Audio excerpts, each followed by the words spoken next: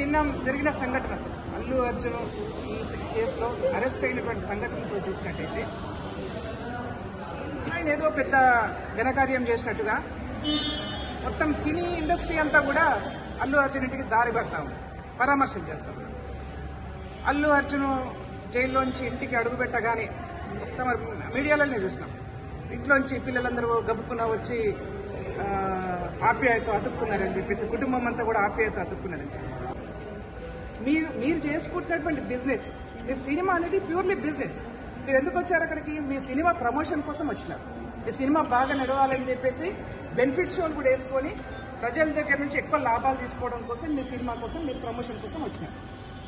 ఎందుకు మీ సినిమా ప్రమోషన్లో ఒక కుటుంబం ఎందుకు బలైపోవాలి? దానికి ఎవరు కారణం?